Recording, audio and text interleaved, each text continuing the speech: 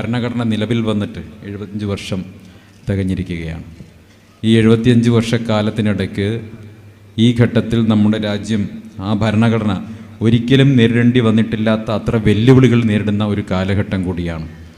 ഞാൻ പലപ്പോഴും ചിന്തിച്ചിട്ടുണ്ട്, ഒരു പക്ഷേ കഴിഞ്ഞ 10-12 വർഷക്കാലം നിങ്ങളൊക്കെ സൂചിപ്പിച്ചതുപോലെ ഓരോരോ പരിഷ്കരണങ്ങൾ, നിയമങ്ങൾക്ക് മേൽ നിയമങ്ങളും നിയമപരിഷ്കരണങ്ങളും, ലെജിസ്ലേഷൻ ആഫ്റ്റർ ലെജിസ്ലേഷൻ കൊണ്ടുവന്ന് ഒരു സമുദായത്തെ അപരവൽക്കരിക്കാനും അന്യവൽക്കരിക്കാനും നിരന്തരം ഒരു ഭരണകൂടം തന്നെ പരിശ്രമിച്ചു കൊണ്ടിരിക്കുമ്പോഴും എന്തുകൊണ്ടായിരിക്കും ഈ രാജ്യം സമാധാനപരമായി മുന്നോട്ട് പോകുന്നത്?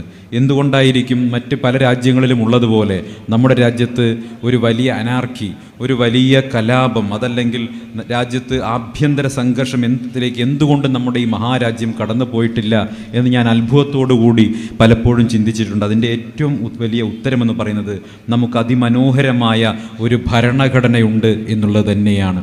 ആ ഭരണഘടന നൽകുന്ന ഉറപ്പാണ്, അതിൻ്റെ ആത്മവിശ്വാസത്തിലാണ് ഞാനും നിങ്ങളുമൊക്കെ ഇന്നല്ലെങ്കിൽ നാളെ ജനാധിപത്യം, ആ ജനാധിപത്യത്തിൻ്റെ ഒരു പൊൻപുലരി രാജ്യത്ത് വീണ്ടും ഉണ്ടാകും.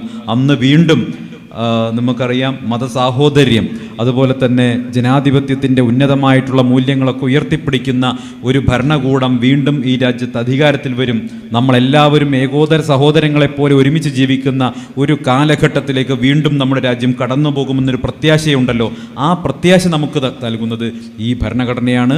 അതുകൊണ്ട് ആ ഭരണഘടന സംരക്ഷിക്കാനുള്ള പോരാട്ടത്തിലാണ് ഞാനും നിങ്ങളുമൊക്കെ ഇപ്പോൾ ഒരുമിച്ച് നിൽക്കേണ്ട ആവശ്യമുള്ളത്.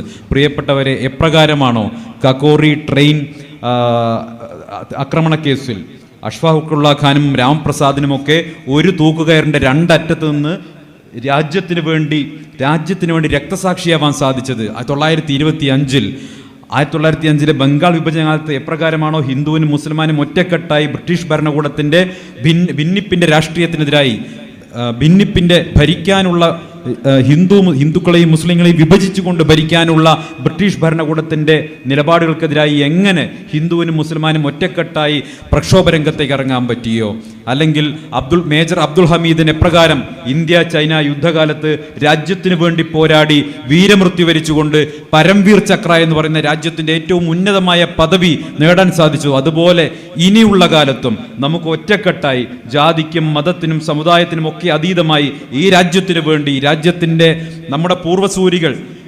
തൂക്കുകയറിലേറിയും ആൻഡമാനിലേക്ക് നാടുകടത്തപ്പെട്ടും ബ്രിട്ടീഷ് സാമ്രാജ്യത്തിൻ്റെ ഒരു പോരാടിയും നമുക്ക് തേടിത്തന്നിട്ടുള്ള സ്വാതന്ത്ര്യവും ഭരണഘടനയും സംരക്ഷിക്കാൻ നമുക്കെല്ലാവർക്കും ഒത്തൊരുമിച്ച് നിൽക്കേണ്ടതുണ്ട് എന്നും മാത്രം പറഞ്ഞുകൊണ്ട് SKSSF കഴിഞ്ഞ 19 വർഷക്കാലമായി അതിനുവേണ്ടി നടത്തുന്ന പരിശ്രമങ്ങളെ ഹൃദയം തുറന്ന് അഭിനന്ദിക്കാൻ കൂടി ഈ സമയം ഉപയോഗിച്ചുകൊണ്ട് എന്നെ ഈ പരിപാടിക്ക് ക്ഷണിച്ച ഭാരവാഹികൾക്ക് എൻ്റെ നന്ദി രേഖപ്പെടുത്തിക്കൊണ്ട് ഇവിടുന്ന് പെട്ടെന്ന് പോകേണ്ടി വരുന്നൊരു സാഹചര്യം എന്നിൽ അർപ്പിതമായിട്ടുള്ള മറ്റൊരു കർത്തവ്യം കൊണ്ടാണ്. പാലക്കാട് ഉണ്ടായിട്ടുള്ള സവിശേഷമായിട്ടുള്ള ചില സാഹചര്യങ്ങൾ അറിയുന്നുണ്ടാകും, മാധ്യമങ്ങൾ കാത്തു നിൽക്കുന്നുണ്ട്, 2 ചർച്ചയുണ്ട്, അതിലേക്ക് പോകേണ്ടതുള്ളത് കൊണ്ട് അധ്യക്ഷൻ്റെ അനുവാദപ്രകാരം ഞാൻ വേദിയിൽ നിന്ന് വിടവാങ്ങുകയാണ്.